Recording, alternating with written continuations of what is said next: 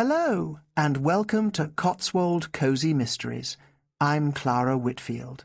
Winter had settled over Carsley, and the parish hall had opened a coat exchange for anyone needing something warm. It was meant to be simple. Give what you could, take what you needed, and ask no embarrassing questions. Unfortunately, Carsley could turn even kindness into a system of labels, lists, and whispered opinions. In a village like this, a donated coat might warm one person while exposing another, especially when someone had begun examining what was left inside the pockets. Would you notice a coat hanging on the wrong peg, or assume someone had simply been careless? Let us begin. Chapter 1. Dramatic Generosity. Agatha Raisin spent 20 minutes choosing a coat that would make her appear generous without suggesting she wished to be admired for it.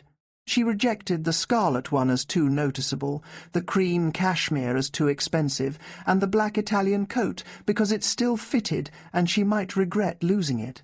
At last she selected a dark green wool coat with a velvet collar and brass buttons.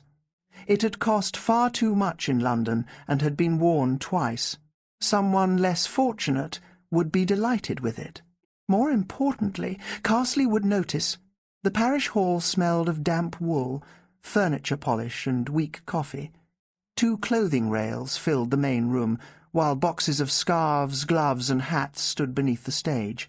A notice by the door read, "Warm Rail Winter Coat Exchange. Give what you can. Take what you need. No questions asked." Someone had added beneath it, "Within reason." Nora Wicks, the organiser, moved among the donations with a clipboard. Nora was broad, efficient, and deeply suspicious of anything that had not been labelled. "Men's coats on the left," she called.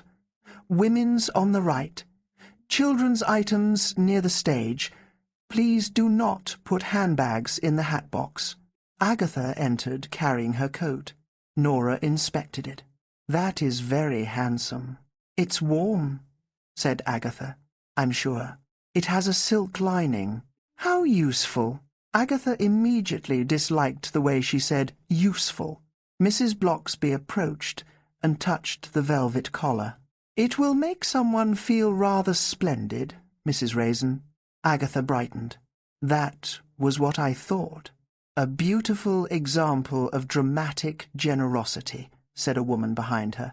Agatha turned.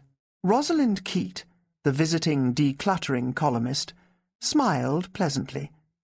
She was slim, pale-haired, and dressed in expensive clothes, designed to look inexpensive. Rosalind had written a successful book called Enough is Plenty. Its cover showed her sitting happily beside an empty shelf. "What exactly is dramatic about it?" Agatha asked.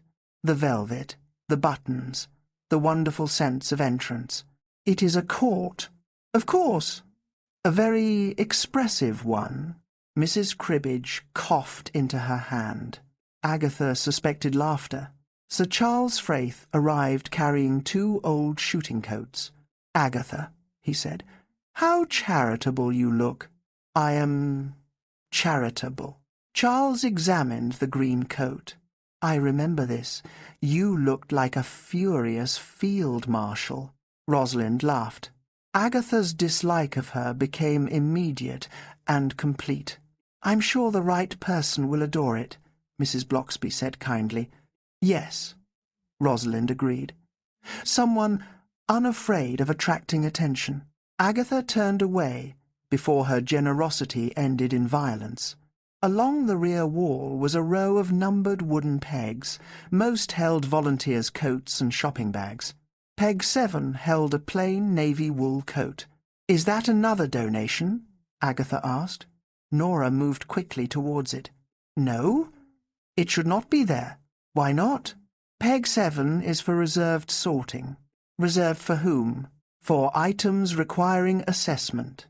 It's a quart, not an organ transplant." Nora straightened its hanger.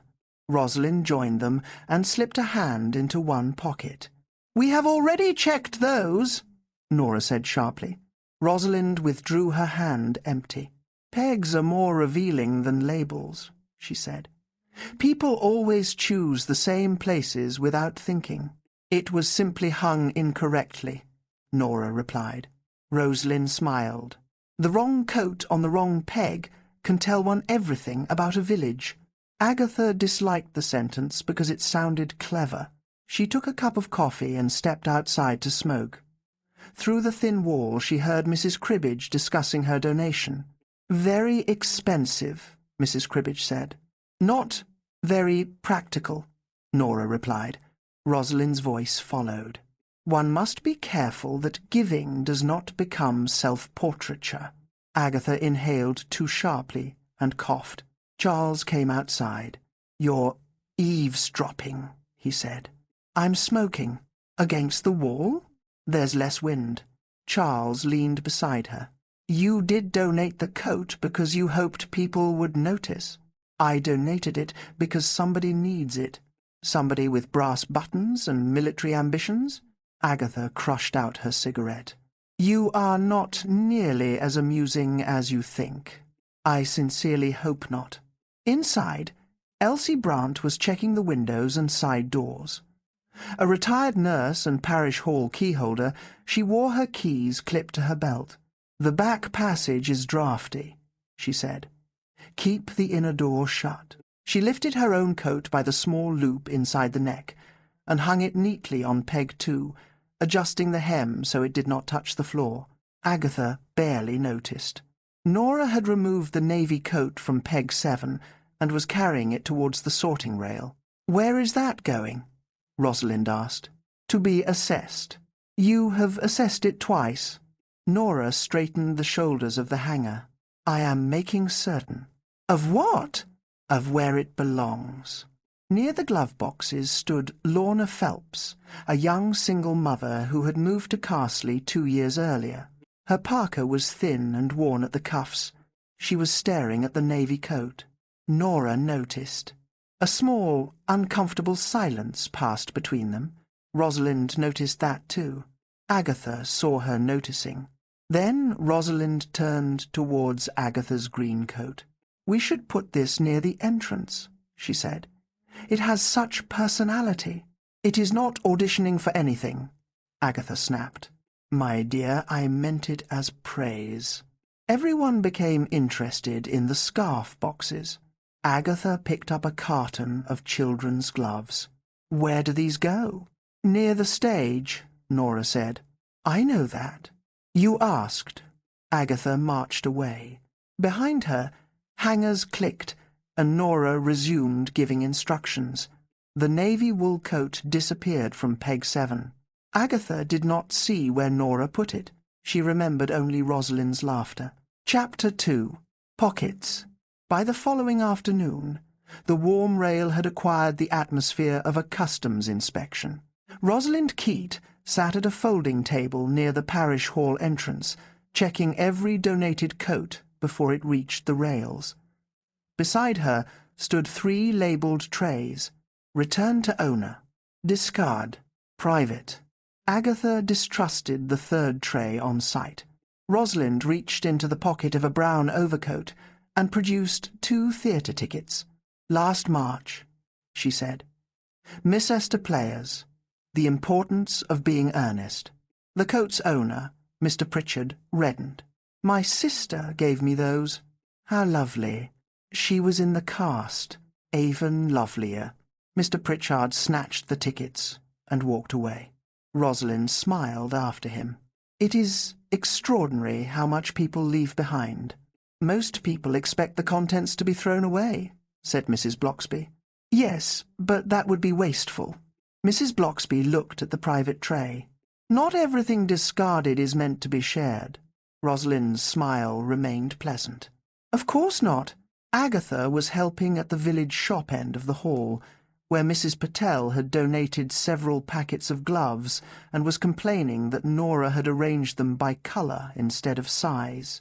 "No one with cold hands asks for burgundy," Mrs. Patel said. "They ask whether the gloves fit." Nora moved a red pair into the correct box. "Presentation encourages dignity." "Warm fingers encourage dignity," Mrs. Patel replied. At the inspection table, Rosalind removed a pawnshop receipt from a tweed jacket. Bernard Vale, the retired tailor, noticed it from across the room. He was an elegant man, with silver hair, a narrow moustache, and the posture of somebody who had spent a lifetime judging seams. "Cheap cloth," he said, rubbing the jacket between finger and thumb. "Poor stitching." Rosalind held up the receipt. "The owner appears to have valued it differently." Bernard's expression tightened. "It is not my coat. I did not say it was. You looked at me. I was looking around the room." Bernard turned away, still rubbing the fabric. Agatha began to understand Rosalind's appeal as a columnist.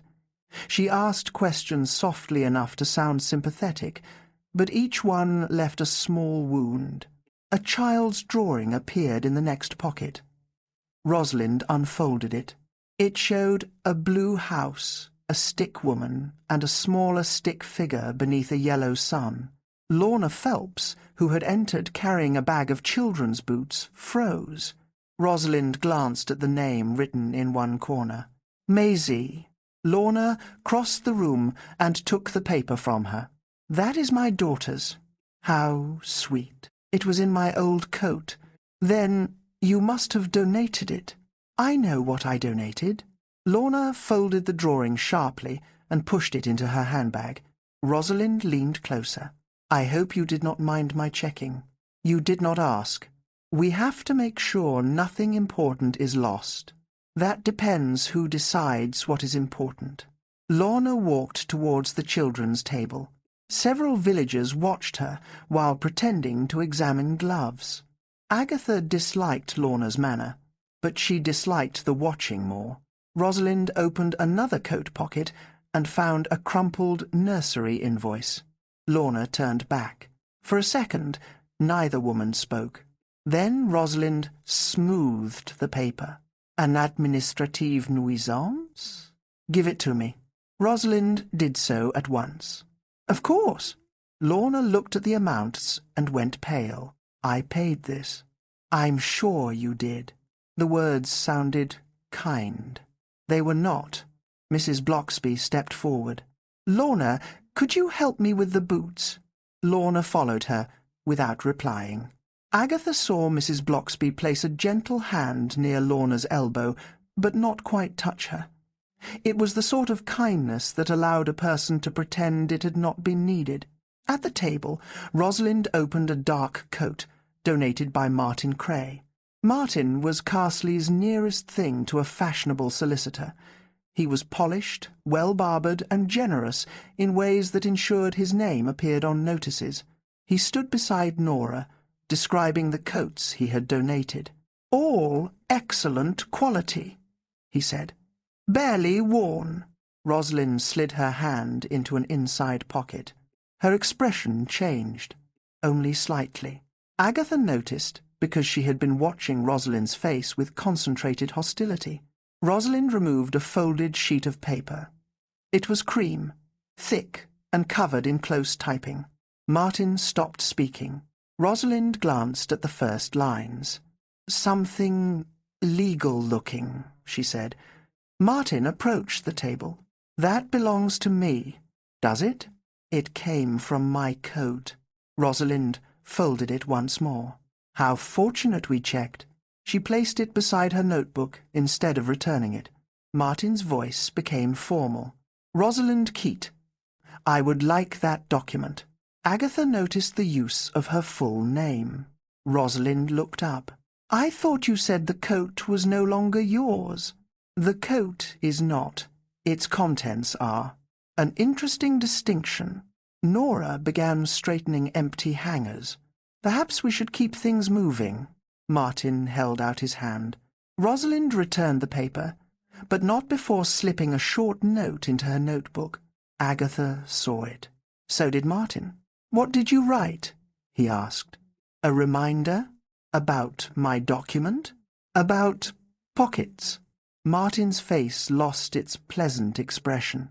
"You should be careful what you publish." Rosalind smiled. "I always am." He left the hall soon afterwards. Outside, his car remained parked for several minutes before driving away. At the scarf table, Nora sealed a cardboard box with brown tape. "Those are counted," she announced. Elsie Brant checked the hall clock. "Nearly 6. The side door needs locking before dark." Rosalind closed her notebook. "I have enough material for a dozen columns." Mrs. Bloxby looked at her. "About the scheme? About generosity?" Rosalind glanced around the hall. "And what people reveal while pretending to give things away." Lorna was standing near the exit. She had heard. "So that is what this is?" she asked. "Material?" Rosalind's voice softened. "My work is about helping people live honestly. By reading their bills? By understanding what objects tell us." Lorna opened the door. "Objects do not tell you anything. You make them."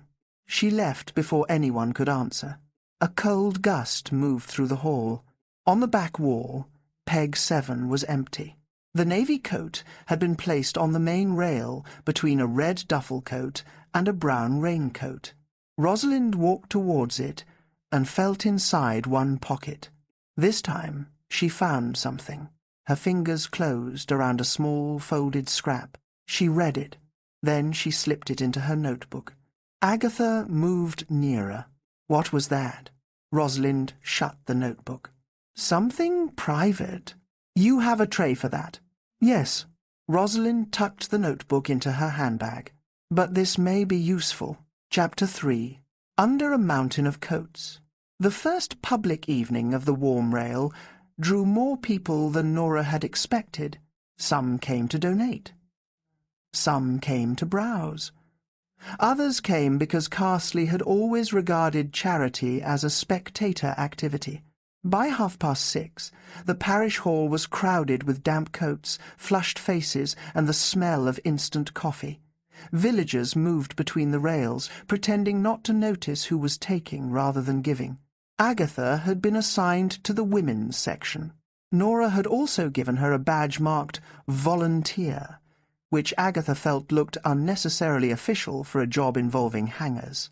Rosalind stood near the entrance greeting people. "Take your time," she told an elderly woman examining a padded jacket.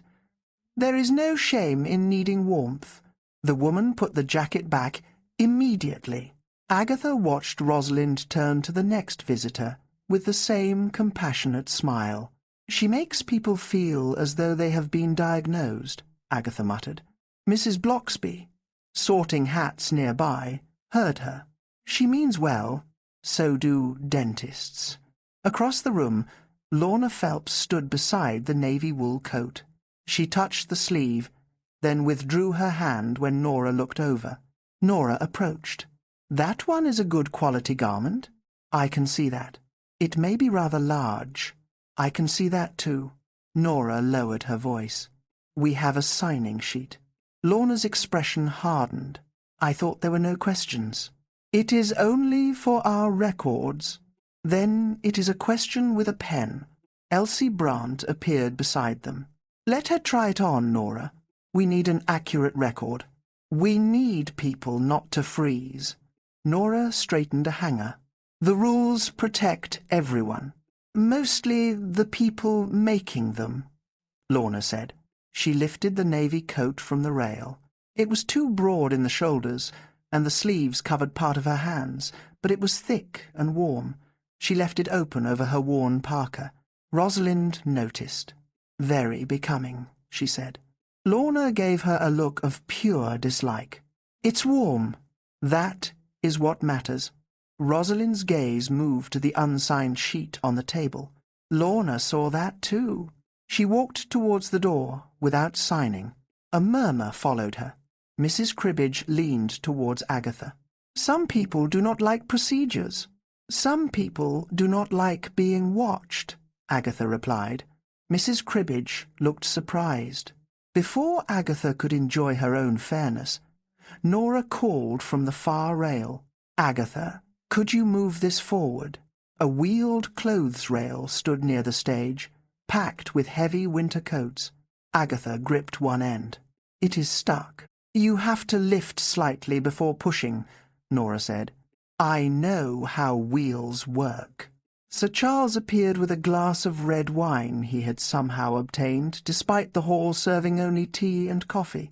"Need a hand?" "No." Agatha pushed harder. One wheel caught on the edge of a rubber floor mat. The rail tipped. There was a metallic clatter. Then 20 coats descended upon Agatha.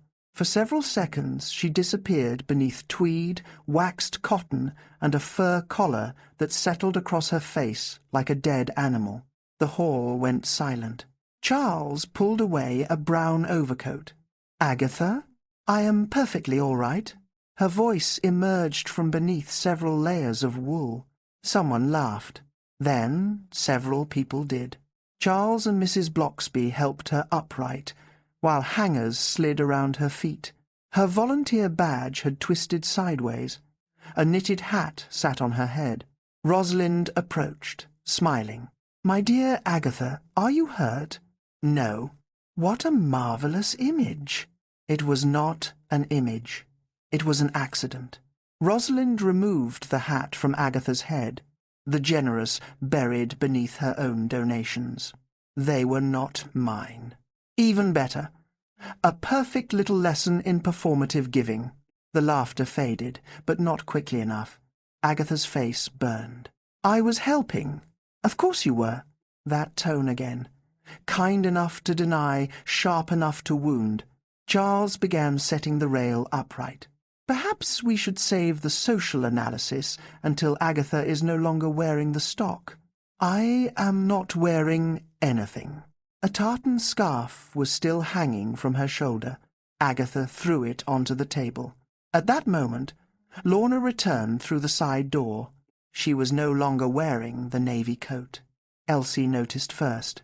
"Where is it?" Lorna stopped. "What?" "The coat. I left it in the back passage." Nora's head snapped round. "You cannot simply leave items in corridors." "It caught on something." "What caught?" "The inside loop. It snagged on a broken hook." Elsie frowned. "I told Alf that hook needed removing." "I took the coat off and left it on a chair," Lorna said. "I had to collect my daughter." Nora looked towards the unsigned sheet. "You still have not recorded it." "I decided not to take it." Rosalind studied her.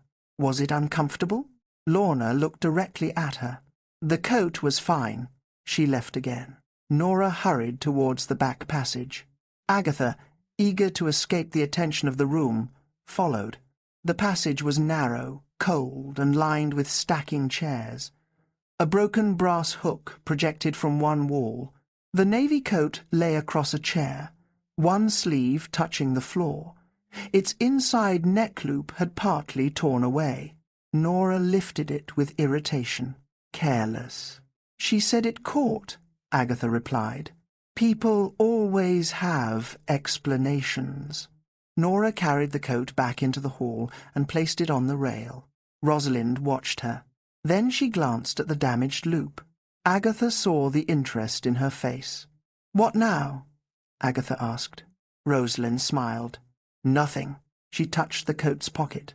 "Only another small story." Agatha wanted to ask what she meant, but Charles called her over to help with the fallen rail. For the remainder of the evening, Agatha worked with furious competence. She matched gloves, folded scarves, and refused coffee.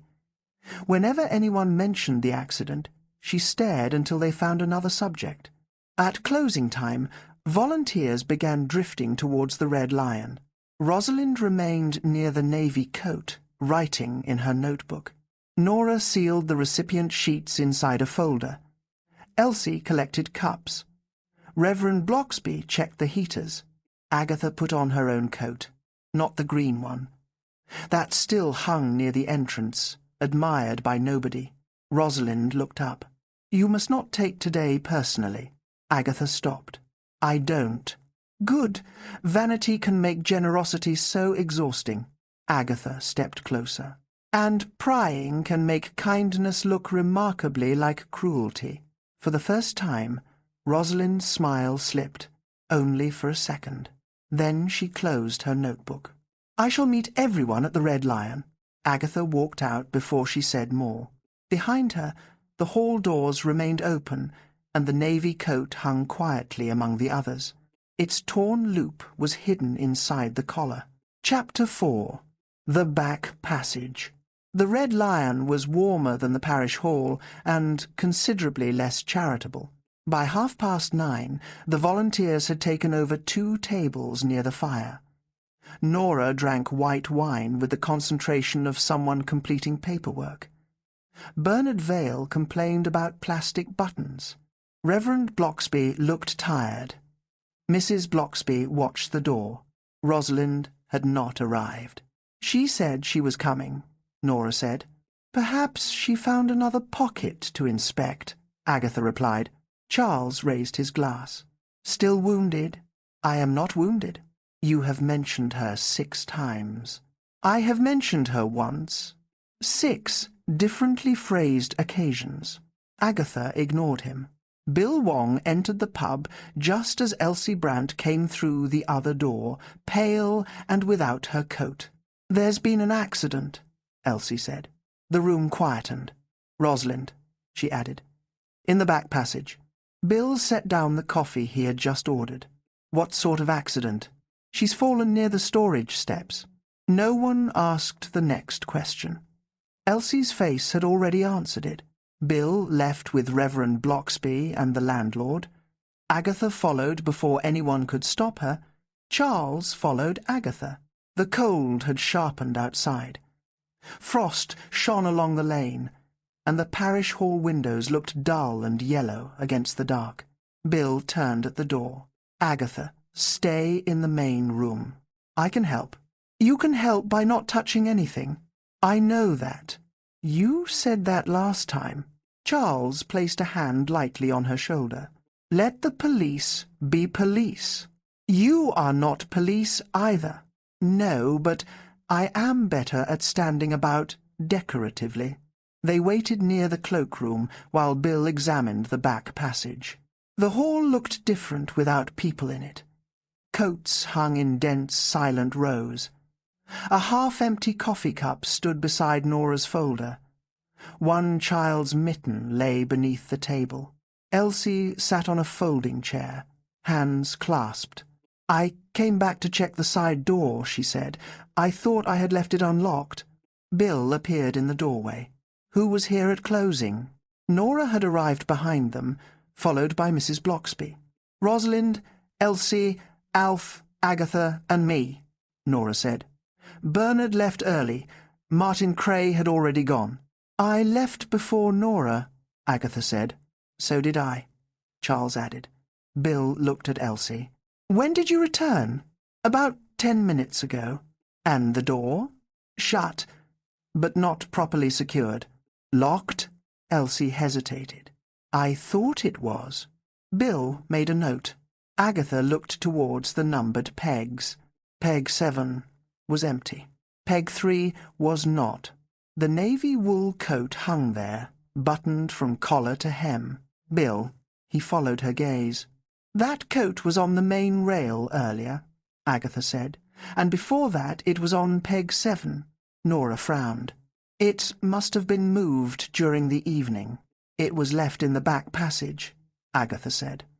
"Lorna had taken it, then returned it." "She left it on a chair," Nora corrected. "I put it back on the rail." "Then who put it there?" No one answered. Bill approached the coat without touching it.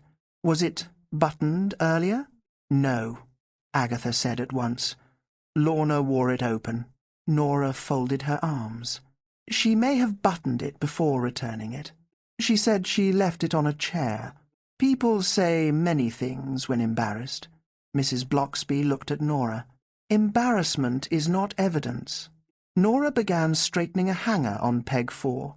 Agatha noticed. Bill asked, "Who uses these pegs?" "Volunteers," Elsie replied. "Though people tend to choose their usual places." "Rosalind said that," Agatha murmured. Bill examined the floor beneath the coat. The pockets appeared flat. "Was anything kept in it?" he asked. Rosalind found a scrap of paper, Agatha said. She put it in her notebook. Where's the notebook? Bill's expression told them it had not been found. Nora looked towards the back passage. She carried it everywhere. Charles stepped closer to Agatha. So someone may have taken it. Or she dropped it, Nora said quickly. Bill's voice remained calm. We will establish that. He asked them to wait while officers arrived from Micester. Agatha stood beneath the clanking radiator, staring at the navy coat. The damaged inside loop was hidden, but she could see a slight pull at the collar where it had torn. It was hanging too neatly, not draped over a chair, not thrown onto a peg, not abandoned by an angry young woman rushing to collect her child. Buttoned, smoothed, returned. Charles followed her gaze. What are you thinking? That someone tidied it. In Carsley. That hardly narrows the field. Bill came back from the passage. This does not look like a simple fall. Mrs. Blocksby closed her eyes briefly. Nora stopped touching the hanger. Bill continued. Until we know more, no one is to discuss what they think happened. From outside came the sound of a car stopping. Agatha looked at the coat on peg 3. By morning, the whole village would have a theory, and she knew exactly whose name Carsley would choose first. Chapter 5. The village chooses Lorna. By 9 the next morning, Carsley knew that Rosalind Keat had not fallen by accident. By 9:30, it knew why. The explanation was available in several versions at the village shop, each delivered in a tone of reluctance by someone who had hurried there specifically to repeat it. Agatha entered to find a queue stretching past the tinned soup. Nobody appeared to be buying much. Mrs. Cribbage held 1 lemon. Mr. Pritchard carried a newspaper he had not opened. Mrs. Patel stood behind the counter with the expression of a woman who had seen gossip arrive before breakfast and intended to charge it full price. "I am not saying that young woman did anything," Mrs. Cribbage murmured. "Then do not," said Mrs. Patel. "I merely said she was seen in the back passage." "She was seen collecting her daughter," Mr. Pritchard said. "After taking the coat without signing," Mrs. Cribbage replied. "No one was required to sign," Agatha said. Several heads turned. Nora Wicks stood near the bread shelf. She looked tired, but her lipstick was exact. "There was a recipient sheet," she said. "There was also a sign saying, 'No questions asked.' The sheet was administrative. So is a tax return." Mrs. Cribbage lowered her voice. Lorna was angry with Rosalind. "So was I," Agatha said. "That was different." Agatha stared at her. "How?" Mrs. Cribbage became interested in the lemon. Martin Cray entered in a dark overcoat and removed his gloves finger by finger. "What precisely are the police saying?" he asked. "Nothing," Agatha replied. "That generally encourages invention." He used a dry, polished tone, but Agatha noticed the shadows beneath his eyes. Mrs. Patel handed him a packet of coffee. "You were at the hall yesterday. For 10 minutes. You donated coats," Nora said. "Several." Mrs. Cribbage glanced at him. "Rosalind found something in one." Martin's face altered very slightly. "She found an old document." "What sort?" Agatha asked. "A private one. Legal-looking and rather sad." Martin looked at her. "Those were Rosalind's words, not mine." He paid for the coffee and left without another word. The door had barely closed when Mrs. Cribbage whispered, "Very defensive." "So are you when anyone asks your age," Mrs. Patel said. "That is entirely different." Agatha moved to the window. Across the lane, Lorna Phelps was walking towards the shop wearing her thin parka. Her daughter, Maisie, held her hand. The navy coat was nowhere in sight. Lorna paused when she saw the queue inside. Then she opened the door. Conversation stopped. Maisie looked around at the silent adults. "Why is everyone staring?" "No one is staring," Mrs. Cribbage said. Too quickly. Lorna's mouth tightened. "I need milk." Mrs. Patel took a bottle from the refrigerator. "Anything else?" "No." Nora stepped forward. "Lorna, the police may ask about the coat. They already did. You should explain why you came back." "I did." "To whom?" "To the police." Nora straightened a row of bread loaves that did not need straightening. "We all want this cleared up." Lorna gave a humourless laugh. "You all seem quite clear already." Agatha heard herself speak. "Why did you leave the coat in the back passage?" Lorna looked at her. "I told you." The loop caught. "And why were you seen there later?" A small movement passed through the queue. People leaned without appearing to. Lorna's face went pale. "I came back for Maisie's glove." Mrs. Cribbage glanced at the child's hands. "She has both gloves now." "One was missing then." "And you did not go into the hall?" Agatha asked. "I went through the side door. I checked the chair. The coat was gone. Was Rosalind there?" "No." "Did you speak to her after she found the nursery bill?" Lorna's expression hardened. "You mean after she waved it around the hall?" "She did not wave it. She read it. She gave it back." "How kind." Maisie pressed closer to her mother. Agatha knew she should stop. She also knew the village was listening, and a mean little part of her wanted an answer clean enough to silence everyone. "Rosalind said she had found something useful in the navy coat," Agatha continued. "Did you know what it was?" "No." "You were angry?" "Yes." "Angry enough to return?" Lorna stared at her. Mrs. Bloxby's voice came quietly from the doorway. "That is enough, Mrs. Raisin." Agatha turned. Mrs. Bloxby had entered unnoticed, carrying a basket of parish notices. Lorna's eyes shone, though she did not cry. "You think because I needed a coat, I must also need excuses. I did not say that. You did not have to." She took the milk from Mrs. Patel, left money on the counter, and guided Maisie outside. No one spoke until the door shut. Then Mr. Pritchard said, "That went badly." Agatha felt the first sting of shame. Mrs. Bloxby looked at her. "Lorna's pride may make her difficult," she said. "It does not make her dangerous. She has no alibi. Neither do several respectable people." Nora adjusted the sleeve of her cardigan. "But Lorna was seen near the passage." "And Bernard arrived at the Red Lion without his overcoat," Mrs. Bloxby replied. "Martin's car returned to the lane. Elsie had keys. Yet everyone chose Lorna before the police had finished asking questions."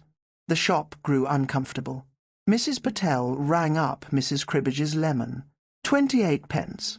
I thought they were 25. Gossip tax. Outside, Agatha caught up with Lorna near the churchyard gate. "Lorna." Lorna kept walking. "I should not have questioned you in front of everyone." "No. I was trying to establish what happened." "You were trying to be right." The words landed with painful accuracy. Agatha quickened her pace. "Did you see the navy coat when you returned?" "No." "I told you." "Was it buttoned when you wore it?" Lorna stopped. "What?" "The coat. I wore it open." "Why?" "Because it was too big, and I hate being buttoned up like a child." Agatha remembered the coat on peg 3, fastened from throat to hem. "Did you hang it by the inside loop?" "I left it on a chair." The loop was torn.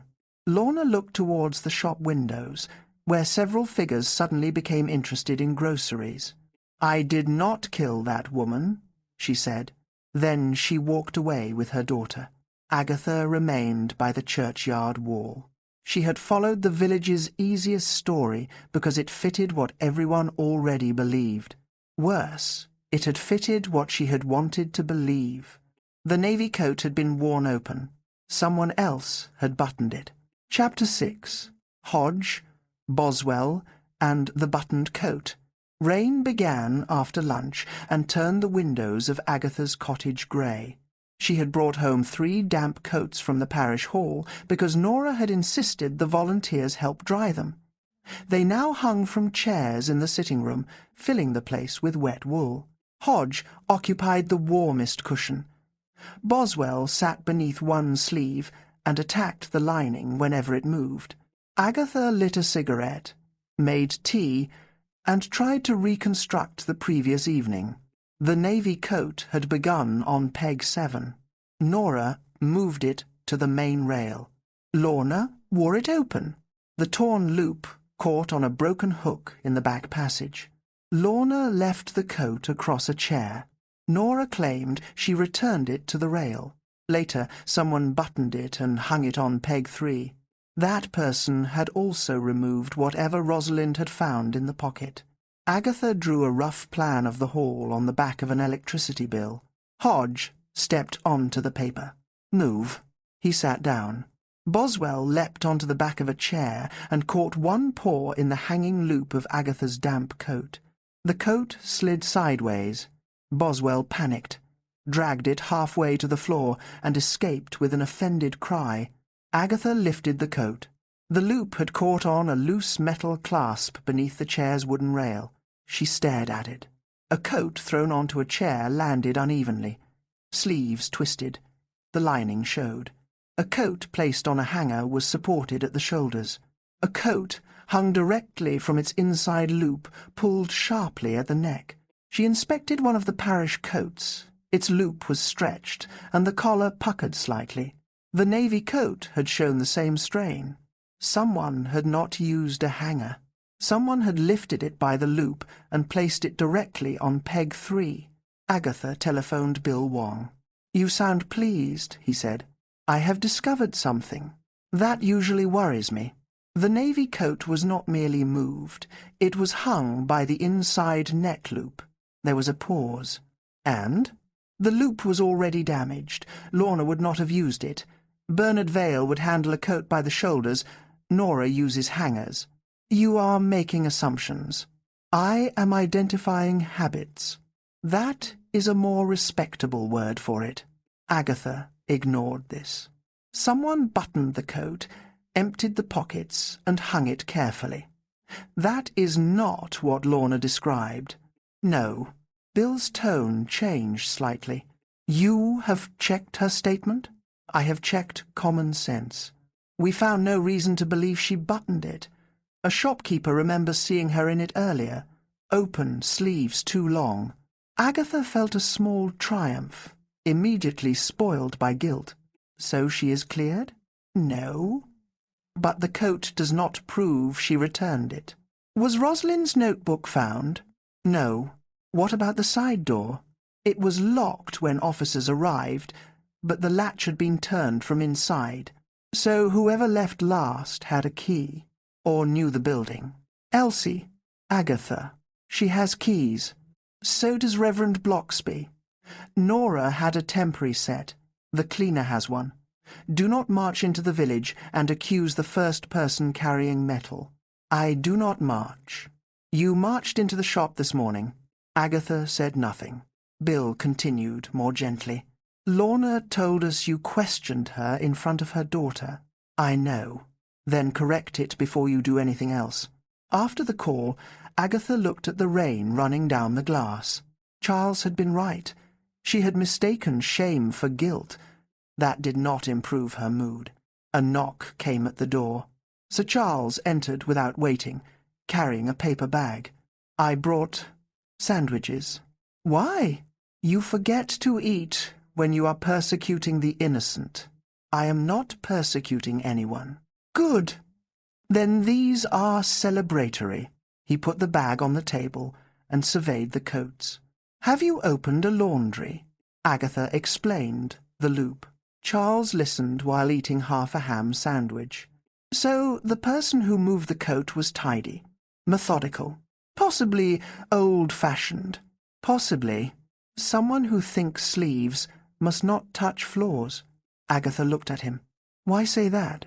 "My nanny used to hang things by the loop. Said chairs collected dust and hangers took too long. Who in Carsley does that?" Charles glanced at the damp coats. "You tell me. You notice servants' habits better than I do. I do not have servants." "Exactly." Agatha thought of Elsie Brant in the parish hall, lifting her own coat by the loop and adjusting the hem. The memory was clear now because she knew what mattered. Elsie had done it without looking. A practised motion. Before Agatha could speak, the telephone rang again. It was Mrs. Bloxby. "Mrs. Raisin, Bernard Vale has agreed to see you." "How did you know I wanted to see him?" "I did not. He came to the vicarage asking whether the police knew about the missing cashmere coat." Agatha sat upright. "What missing coat?" "One donated 3 days ago. Nora cannot find it." Charles raised his eyebrows. Mrs. Bloxby continued. "Rosalind apparently asked Bernard about it yesterday."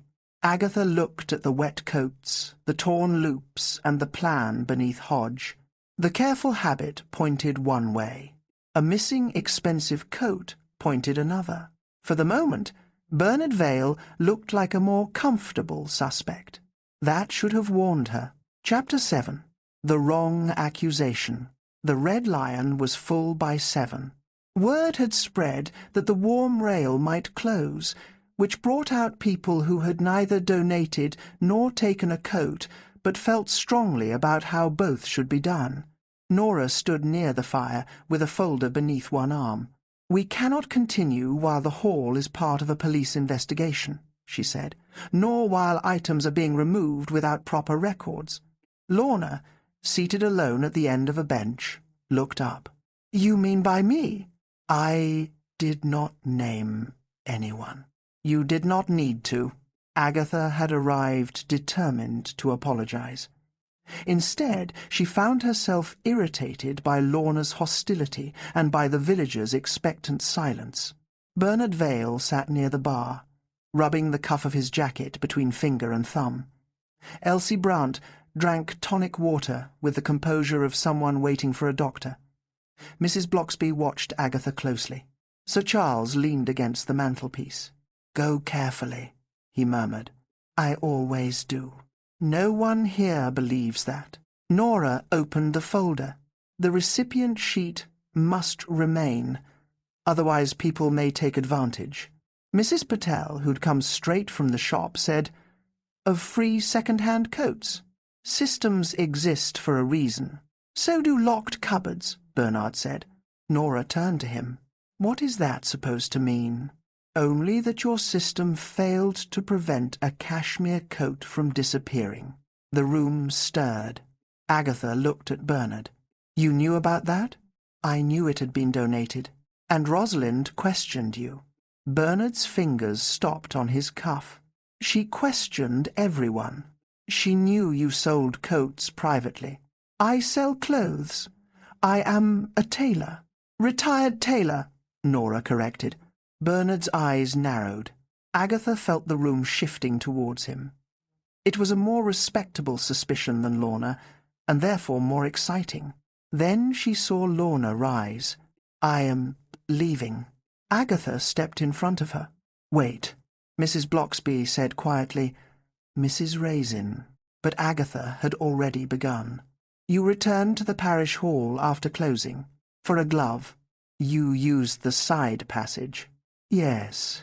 "You were angry with Rosalind." "Yes." "And the navy coat was later found inside, buttoned and hung on another peg." Lorna stared at her. "I told you I left it on a chair. Perhaps you went back for it." "I did not." "Perhaps Rosalind stopped you." A hush fell over the pub. Lorna's face changed. The anger remained, but something beneath it gave way. "You really think I killed her because she embarrassed me?" "I think you have not explained everything." "I explained it to the police, not to us." Sir Charles straightened. "That is precisely the problem, Agatha. She does not owe us an explanation." Agatha turned on him. "You said yourself the coat mattered." "I said habit mattered, not poverty." Lorna picked up her handbag. "My daughter heard people at school say I stole a dead woman's coat." No one looked at her. "I did not even keep it." Mrs. Blocksby rose. "Lorna, I am sorry. You are not the one who should be." She looked at Agatha. Agatha wanted to apologize, but pride delayed her by one fatal second. Lorna walked out. The door closed behind her. Mrs. Blocksby's disappointment was worse than anger. "You have mistaken her shame for evidence." Agatha's face burned. "I was asking questions. You were performing certainty." Sir Charles set down his glass. "That woman spent the evening trying not to be pitied. You turned her into entertainment. That was not my intention. Rosalind might have said the same." The comparison struck home. Bill Wong entered before Agatha could answer. He took in the silence. "What happened?" "Agatha happened," Charles said. "Bill, see who." "I was hoping for one quiet evening." Nora closed her folder. "Have you made any progress?" "Yes. Lorna's timeline is weak, but possible. A neighbour confirms she collected her daughter shortly after leaving the hall." Agatha folded her arms. "She returned later. For less than 5 minutes. She did not enter the main room." "How do you know?" "The side door records mud differently from the front entrance, and the floor had been recently cleaned. Her shoes left prints only as far as the chair. The villagers absorbed this with visible reluctance." Bill continued. "The important point is the lock. The side door was secured from inside after Rosalind died, so the killer had a key," Agatha said. "Or remained in the building after others left." Nora straightened a beer mat. "I was in the kitchen counting scarves." Bill looked at her. The scarf box had already been sealed. Nora's hand stopped. "I may have been checking gloves." "You said scarves." "I was tired." Elsie spoke calmly. "People remember poorly under strain." Bill turned to her. "You told us you locked the side door at 9. I believed I had, but the lock was turned from the inner side." Elsie's expression did not change. "Then someone altered it later." Bernard rubbed his cuff again. "Perhaps Rosalind let them in?" "Perhaps," Bill said. "But her notebook is still missing." Agatha thought of the navy coat, returned too neatly and hanging from its damaged loop. She had allowed the village to choose Lorna, because Lorna was already exposed. Now the evidence was pointing towards people trusted with keys, lists, and systems. Bill drew Agatha aside. "You owe Lorna an apology." "I know. Do it before you investigate anyone else." Agatha looked towards the door. "I was wrong." "Yes, you might soften that." "I could, but then you might miss it." Across the room, Nora resumed straightening beer mats. Elsie sat with both hands around her glass. Bernard avoided Agatha's eyes. Sir Charles collected his coat. As he passed, he said, "Respectability is often just shame with better tailoring." Agatha watched him leave. For once, she had no answer. Chapter 8. Cashmere and False Trails. Bernard Vale's tailoring room stood above a narrow shop in Mercester, reached by stairs steep enough to discourage customers with weak knees or poor intentions. Agatha climbed them, with Charles behind her. The room smelled of steam, chalk, and old wool. Cloth samples covered one wall. A row of coat brushes stood beside a cracked mirror. Bernard waited at a cutting table. "I have already spoken to the police." "Then this should be easier," Agatha said. "For whom?" Charles examined a length of tweed. "For Agatha, ideally." Bernard ignored him. Agatha placed both hands on the table. "You removed coats from the warm rail." "I redirected unsuitable garments." "To a vintage dealer." Bernard rubbed the edge of a cashmere sample between finger and thumb. Some donations were too valuable to hang in a parish hall where anyone could take them. That was the purpose. The purpose was warmth. A cashmere coat sold privately could buy several practical ones. Did it? Bernard looked away. Not yet. So, you kept the money? I intended to account for it. Later. Charles said, a flexible moral calendar. Bernard glared at him. Agatha continued. Rosalind knew. She suspected. She asked about the missing cashmere coat. She delighted in suspicion. Did you meet her after closing? No. You arrived at the Red Lion without your overcoat. Bernard's fingers tightened on the cloth. I left it in my car. The landlord saw you come on foot. Silence. Then Bernard exhaled. I returned to the hall. Agatha leaned forward. When? Shortly after 9. Why? To retrieve a coat brush and remove a label from one garment. Evidence. A shop label. Nothing more. Did you see Rosalind? Yes. Charles stopped examining the tweed. Bernard looked at the floor. She was alive. She stood near the back passage with her notebook. What did she say? That she knew where the cashmere coat had gone. And she said she might include me in her column. How generous of her. I told her the scheme had been badly managed. That was all. Did she threaten you? She smiled. Bernard's voice sharpened.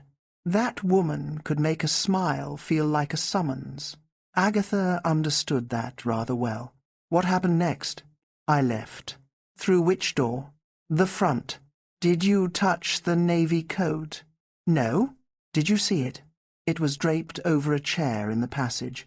Agatha exchanged a glance with Charles. Not hanging on peg 3? No. Was it buttoned? Bernard frowned. I did not inspect it. You inspect every coat. I noticed cloth, not buttons. Agatha crossed to a garment on a stand. How would you hang this? Bernard looked offended. On a proper hanger. Not by the inside loop? Certainly not. It distorts the neckline. He lifted the coat by both shoulders, placed it carefully on a wooden hanger, and smoothed the collar. Charles watched him. That appears conclusive. It proves a habit, Agatha said. Bernard gave a bitter laugh. You came here believing I killed her. I came here believing you might have. And now? Now I believe you are a thief with standards. Charles smiled. Not the worst epitaph. Bernard sat down heavily. The cashmere coat is in my cupboard. The money has not been spent. Agatha opened the cupboard. Inside hung a pale grey coat, protected by a garment bag. She checked its pockets. Empty. Rosalind's notebook? I never touched it. Did anyone else enter before you left? Bernard hesitated. I heard keys. Keys? In the corridor. Then the side door opened. Who was it? I did not see. Male or female? I heard no voice. Agatha looked around the room again. Bernard's garments were hung on broad hangers, every shoulder supported, every collar shaped. The navy coat's damaged loop would have offended him.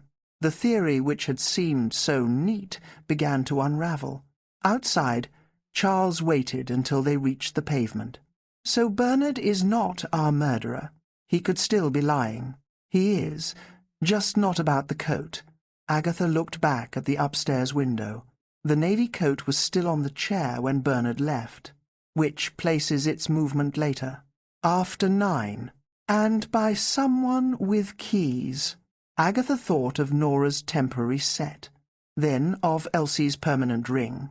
A delivery van passed, spraying rainwater across the curb. Charles stepped back in time. Agatha did not. She looked down at her wet shoes. This has been an excellent day. You discovered Bernard's crime, the wrong one. That has never stopped the police from feeling productive. Agatha ignored him. The coat had been draped over a chair when Bernard saw Rosalind alive. Later, Rosalind was dead, her notebook missing, and the coat had been buttoned and hung by its damaged loop. Someone had tidied the scene. Not like a tailor, like someone clearing a corridor. Chapter 9. Elsie's Neat Hands. Agatha apologised to Lorna at the vicarage, because Mrs. Blocksby had wisely decided that neither woman should be trusted to arrange the meeting herself. Lorna arrived without Maisie, and remained standing beside the kitchen door. Mrs. Blocksby poured tea, then carried a basket of scarves into the next room, leaving them alone without pretending she was doing so. Agatha cleared her throat. "I was wrong." Lorna waited. "I questioned you publicly when I had no right to. I allowed gossip to look like evidence." "You helped make it evidence." "Yes." The word cost Agatha something, which was probably why it sounded sincere. "I was angry with Rosalind," she continued. "She made me feel ridiculous, and I wanted the case solved quickly. You were the easiest person to suspect. Because I needed a coat. Because everyone knew you needed one." Lorna looked down at her hands. "That was the part I could not bear." Agatha understood more than she wished to admit. Her own humiliations were usually expensive and self-created, but they burned just as fiercely when made public. "I am sorry," she said. Lorna studied her. "You are not very good at this." "No, but you are trying." "That is the nicest thing anyone has said to me all week." Lorna almost smiled. Mrs. Blocksby returned with the empty basket. "The remaining coats need sorting," she said. "Elsie is at the hall now." Agatha looked at her. Elsie? She offered to help reopen the scheme. The parish hall was colder than the lane outside. Elsie Brand stood at the main rail, fastening coats and arranging them by size. Her key-ring hung at her waist. Nora was absent. Reverend Blocksby had taken her to speak with Bill about the recipient records. Elsie lifted a brown coat by its inside neck loop, carried it to peg 4 and hung it neatly. She buttoned the top 2 buttons, keeping the sleeves clear of the floor. Then she did the same with another. Agatha stopped. Mrs. Blocksby followed her gaze. "She always hangs coats like that," she said. "She did it at the hospital. She disliked uniforms brushing against chairs or floors." Elsie turned. "Old habits." Her tone was calm, but her hand remained on the second button. Agatha approached the rail. The navy coat had a torn loop. "Yes, Lorna tore it on the hook in the passage. So I heard. Yet someone later hung it from that same loop." Elsie removed her hand from the button. "Anyone might have. Not Bernard. He uses hangers, because loops distort collars. Nora straightens garments on their hangers. Lorna left the coat over a chair, and would not button it." Elsie's expression remained patient. "You are describing preferences, Mrs. Raisin, not murder," Mrs. Blocksby said softly. "You hang every coat by the loop, for cleanliness." "And you button them," Agatha added, "even when no one will wear them. It keeps their shape." Agatha walked towards the back passage. The broken brass hook had been removed, leaving 2 pale holes in the wall. Stacking chairs lined the corridor. "You found Rosalind here?" Agatha said. "Yes." After returning to check the door. "Yes. But Bernard heard keys before he left. That was shortly after 9. Elsie's face tightened. "He may have heard Nora." Nora's temporary keys were in her folder. Bill found them there.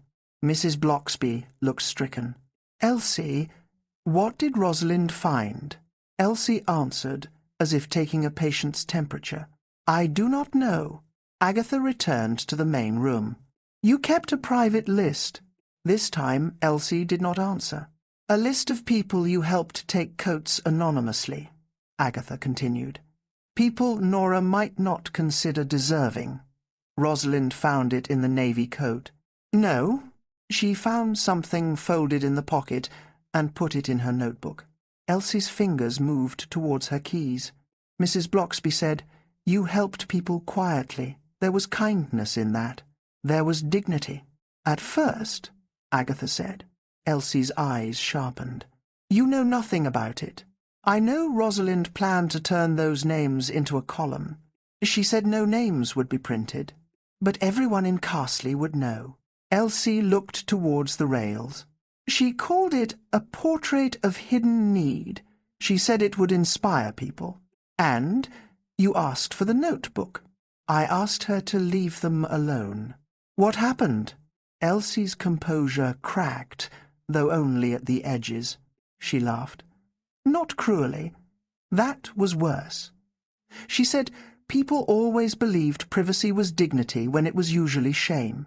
Mrs. Blocksby closed her eyes briefly. Elsie continued. She walked into the passage. I followed. I tried to take the notebook. She pulled away. Her voice flattened.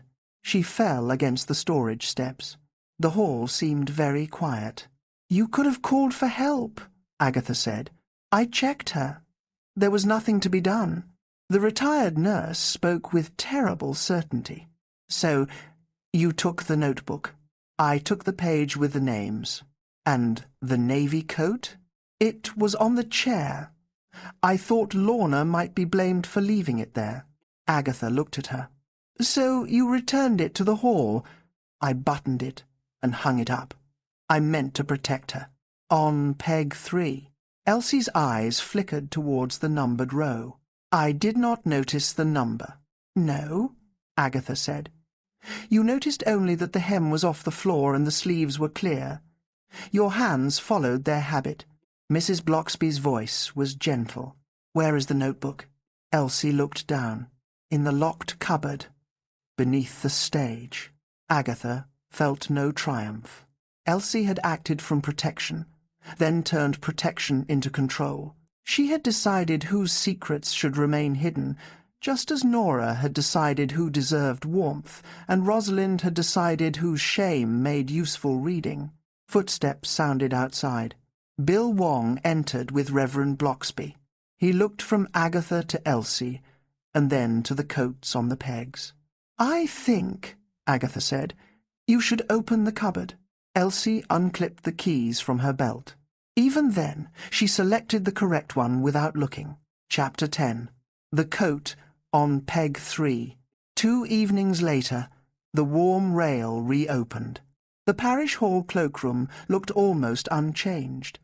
Coats filled the rails, scarves lay folded in boxes, and the radiators continued to make more noise than heat.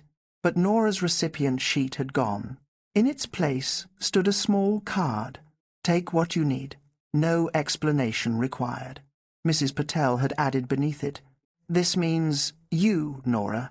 Nora pretended not to notice. Nearly the whole village had come. Some wished to support the scheme. Others wished to witness the conclusion of a murder investigation without admitting it. Bill Wong stood near the back wall. Reverend Blocksby remained beside his wife. Charles lounged against a table, outwardly careless, but watching Agatha closely. Elsie sat on a folding chair between two officers. Her expression was composed, though the keys no longer hung at her waist.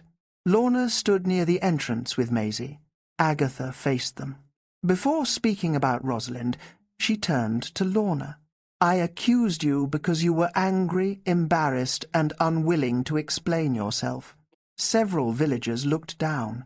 I treated those things as proof. They were not. I was wrong, and I said so privately. I am saying it again because I accused you publicly. Lorna gave a small nod. Mrs. Cribbage examined a box of gloves as though hoping to disappear inside it. Agatha looked around the room. The rest of you were wrong too. That brought their attention back. The village chose Lorna because she had taken a coat without signing for it. Need made her visible. Respectability protected everyone else. Nora stiffened. This was meant to be an organized scheme. Yes, Agatha said, and it became an organized way of deciding who deserved privacy. She turned towards the numbered pegs. The navy coat began on peg 7, where Nora kept garments she wished to control. Rosalind found a folded list in its pocket. Elsie had used that list to help certain people take coats without being recorded. Rosalind had recognized the value of the names immediately, not financial value, but the value of secrets dressed as social observation. She planned to write about hidden need in Carsley, Agatha continued. She promised not to print names. She did not need to. Every reader here would have recognized the people she described. Mrs. Blocksby looked towards Elsie. "You tried to stop her?"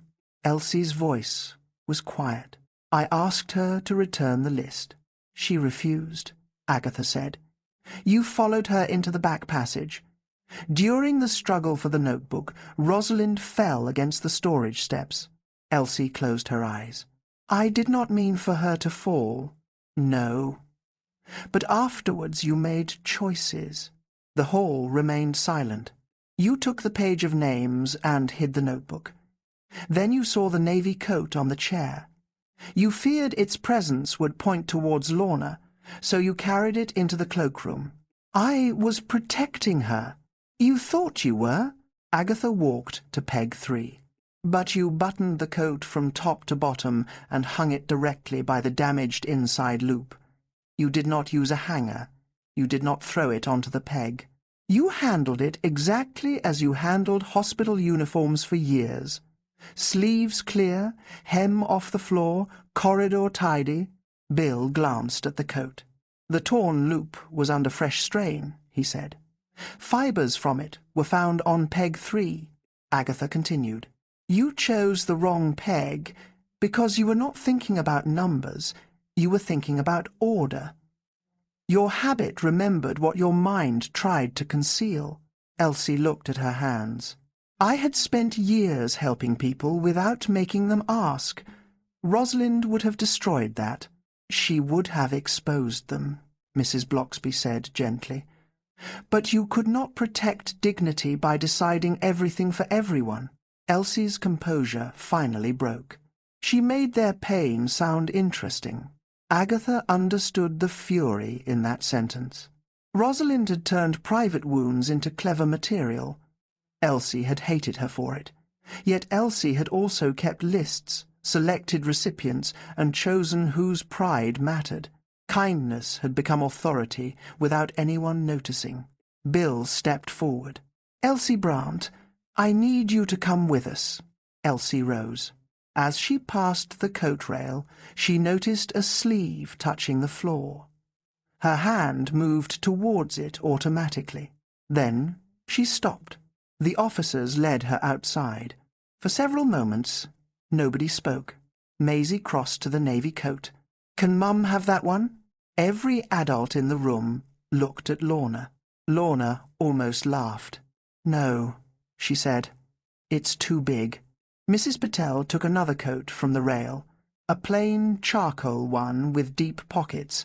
"This is your size." Lorna hesitated. Mrs. Patel held it out without smiling sympathetically, asking questions or mentioning forms. Lorna tried it on. "It fits," Maisie said. "It does." Nora opened her mouth. Mrs. Patel stared at her. Nora closed it again. Later, Charles found Agatha beside the coffee urn. "You managed an apology and a solution in the same evening," he said. "Are you ill? Do not ruin it." "I wouldn't dream of it." He poured her a cup. "You were rather good." Agatha glanced at him. "Rather? Very good. But I did not wish to make the compliment theatrical." She nearly threw the coffee at him. Instead, she laughed. Outside, frost had begun to whiten the lane. Villagers departed carrying coats, gloves, and opinions. Carsley had not become less curious, but for one evening it managed to ask fewer questions. Agatha collected her green coat from the end of the rail. No one had taken it. Charles examined the brass buttons. Perhaps it was too practical. Shut up. She carried it home. "This is Clara Whitfield." The warm rail continued through the winter. The forms disappeared, and a new rule was introduced.